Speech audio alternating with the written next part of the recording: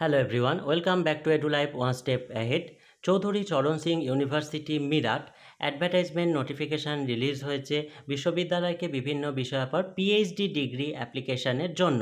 তার জন্য এদের যে ইউনিভার্সিটি ওয়েবসাইট রয়েছে সেখান থেকে আপনারা সম্পূর্ণ ডিটেলস পেতে পারেন। এদের ইউনিভার্সিটি ওয়েবসাইটটি হচ্ছে ccsuniversity.ac.in। এখানে প্রথমে কিছু ইম্পর্টেন্ট ডেট এবং ফিজ উল্লেখ করে দেওয়া হয়েছে।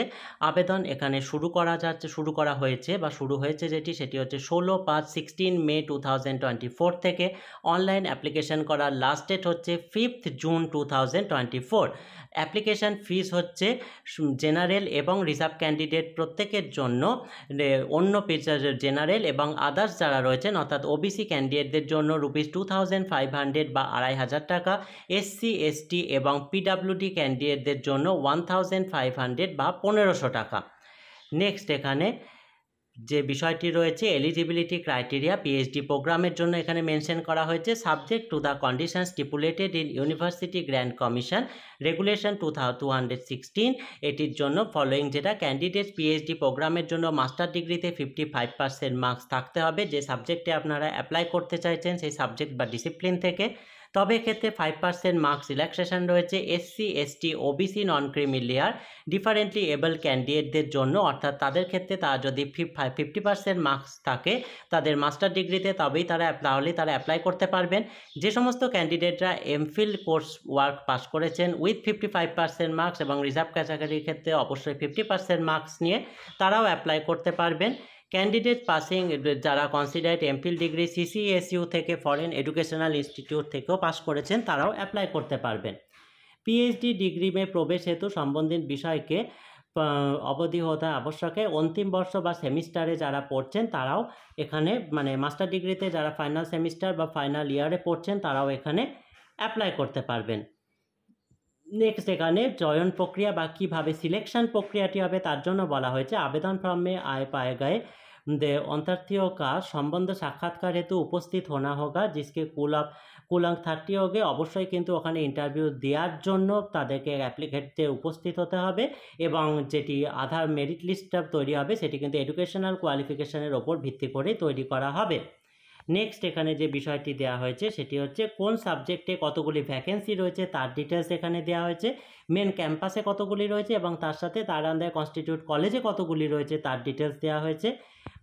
Agriculture AG chemistry campus 0 college 12, AG economics campus 0 college 8, AG extension campus 0 college 17, agronomy campus 0 college 33, dairy science and technology campus 0 college 28, genetics and plant breeding campus 6 college 24, horticulture campus 7 college 12, commerce campus 19 college 40, law campus 4 college 65, physical education campus 0 college 100, education campus 15 college 100, drawing and painting campus 0 college 26, defence studies college 10, English campus 2 college 89, economics college campus 5 college 100, geography campus 0 college 13, Hindi college 60, history campus 5 college 55, home science college 26,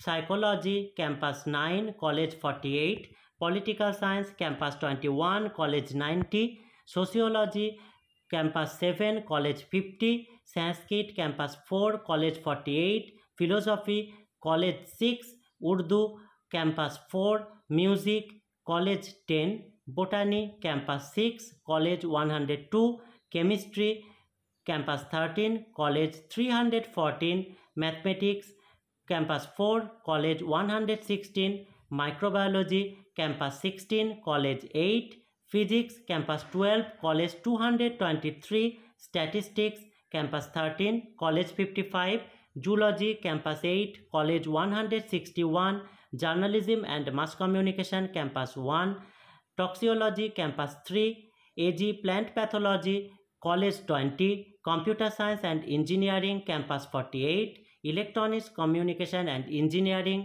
campus 4, mechanical engineering college campus 4, অর্থাৎ ক্যাম্পাসে total vacancy রয়েছে 240 এবং কলেজে total vacancy রয়েছে 2069। Huge number of vacancy কিন্তু রয়েছে। আপনার নিজের সাবজেক্ট এবং এলিজিবিলিটি ক্রাইটেরিয়া যদি ম্যাচ করে যায় অবশ্যই কিন্তু অ্যাপ্লাই করতে পারেন। এখানে একটি বিষয় উল্লেখ করা হয়েছে, किसी अन्य प्रकार के फेलोशिप যে সমস্ত আদার্স ফেলোশিপ রয়েছে आधार पर पीएचडी डिग्री में प्रवेश हेतु अर्थ नहीं होगा, तथापि ऐसे संबंधित के उक्त फेलोशिप के साथ नेट भी उत्तीर्ण हुए प्रवेश हेतु आए होंगे। नेक्स्ट एखाने साक्षात्कार में बराबर अंक होने की दशा में जिस कैंडिडेट के अधिक प्रतिशत अंक होंगे प्रवेश हेतु मेरिट पे ऊपर का स्थान ও प्राप्त होगा। অর্থাৎ যে সমস্ত ক্যান্ডিডেটদের যেমন যদি সেম চলে আসে ক্যান্ডিডেট তাহলে পার্সেন্টেজ ওয়াইজ এখানে যেটি হবে সেই অনুযায়ী কিন্তু তাদের ওপর নিচ করে এখানে মেরিট লিস্ট তৈরি করা হবে।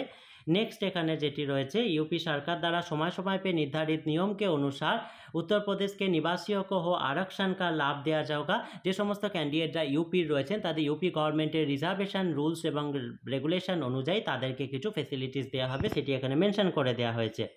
नेक्स्ट এখানে नेट त्रुटि এখানে ऐसे उन्नतियों जिनके जेआरएफ के समय सीमा समाप्त हो गए उन्हें केवल नेट उत्तीर्ण माना जाएगा। যে সমস্ত ক্যান্ডিডেটরা জেআরএফ আছেন কিন্তু যাদের জেআরএফের টাইম পিরিয়ডটা ওভার হয়ে গেছে তাদের কিন্তু নেট এলএস ক্যান্ডিডেট হিসাবেই কিন্তু কনসিডারেট করা হবে, জেআরএফের ফেসিলিটিস তাদের দেওয়া হবে না। এই হচ্ছে অ্যাডভার্টাইজমেন্ট ডিটেলসটি।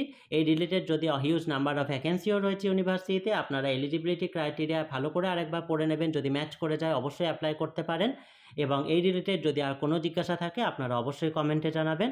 ভিডিওটি ভালো লাগলে কাইন্ডলি লাইক কমেন্ট শেয়ার করে এই জাতীয় হায়ার এডুকেশন এবং জব রিলেটেড আরও ভিডিও পেতে চ্যানেলটি সাবস্ক্রাইব করে সঙ্গে থাকবেন। Thank you.